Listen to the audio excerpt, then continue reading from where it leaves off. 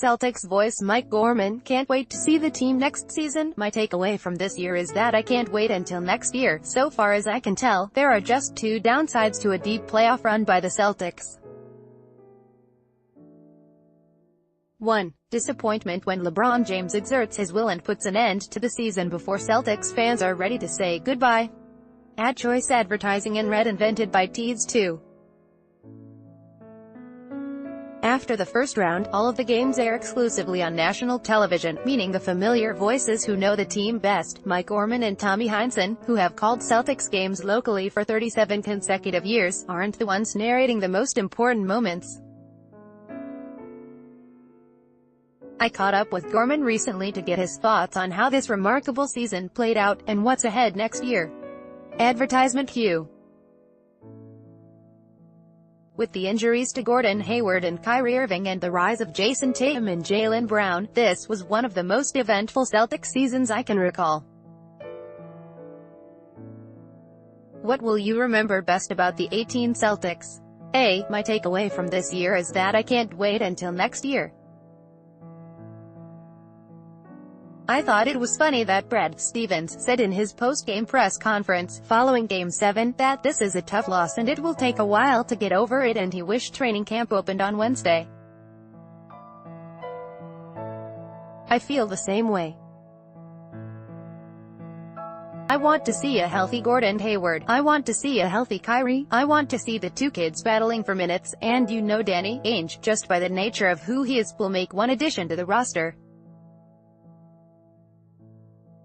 Then there's the unbelievably fast development of Tatum, who began the season at 19 years old and ended up being your leading scorer in the playoffs. He was one young guy who didn't seem to be perplexed by the pressure of it all. I can't imagine when he puts on 20 to 25 pounds of muscle, which I'm sure he will given his frame. He's going to be LeBron-like in his size. Advertisement cue. Brad Stevens seems to have the roster that suits his system now, plenty of high-end talent, and incredible versatility among them. A.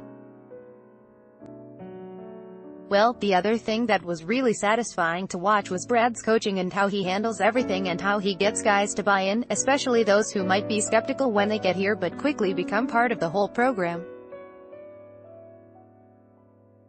When we had players going in and out 3 years ago, I think there ended up being 28 players on the roster that year. Someone who was in the exit interviews with them said, to a man, they would say, "I'm a better basketball player now and probably a better person for my association with him." Watching him go out every night and treat each game with the same gravitas, and to just coach hard for 48 minutes each night, he doesn't spend a lot of time sitting down on the bench, that's fascinating. Watching that system get more entrenched with the quality of players we have right now, and watching how they've searched for a certain kind of player in terms of character, that's all coming together now.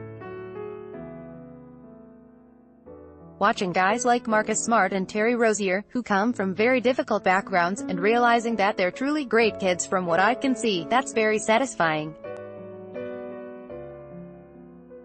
After Game 7, Brad was effusive in his praise of LeBron James. As disappointing as it was to see it end that way, as a basketball fan, don't you have to have some appreciation for the way LeBron affects a game? Advertisement A.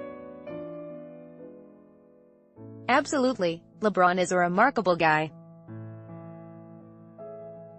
You would be hard-pressed to come up with any other player, not just in the NBA but in any sport, who is under such a spotlight.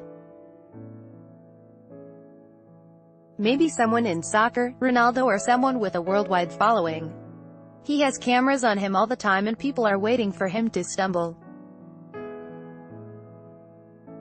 Other than mishandling his departure from Cleveland with a Jim Gray fiasco, other than that, what has he ever done wrong in the public eye? He's not a womanizer, it would appear, because that would have come out. He appears to be a happy family man. He's generous to the community.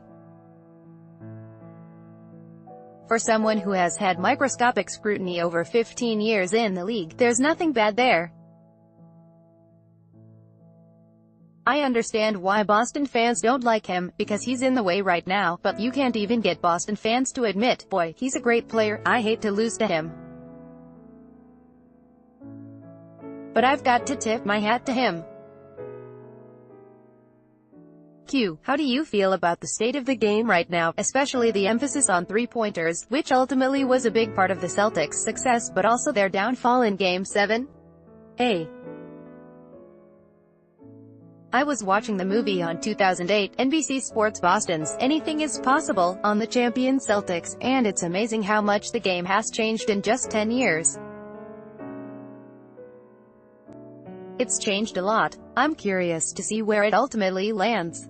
There are some strange things about where it is right now. It takes some getting used to see a player pass up an open layup to whip it to the corner for a three. I'm like, gee, you just had a wide-open shot to get 2 points, and you'd rather kick out to a guy shooting, 38% or something, for a shot at an extra point. It doesn't make sense to me, but it's the philosophy and you have to stick to it. We're going to spread the floor and we're going to shoot threes, and that's the goal of every possession, to get a three. It is weird to see a 3-on-2 break where the ball is pushed up the middle and the two guys on the wings fan out to the corners rather than taking the layup. It's a very different game. I remember Pat Riley, years ago, he was kind of pontificating wherever we happened to be, and he said, this game in 15 years, everybody is going to play interchangeable positions, they'll all be 6 to 8 to 6 to 10, and just run up and down the court and shoot threes. Say what you will about Pat Riley, but he was right on. By Taboola sponsored links, promoted links. You may like family-minded, most family-friendly dog breeds, family-minded and fashionable. These plus-size dresses transformations will surprise every man. A fashionable I'll say hello to the app which gets you speaking a new language in just 3 weeks. Babbleindo Blinkist 5 books that will change your life. Blinkist Endo Throne. Free online game. Play this for 2 minutes and see why everyone is addicted. Throne. Free online game. Undo Fropki 27 spectacular photos of Earth by NASA. Fropkindo.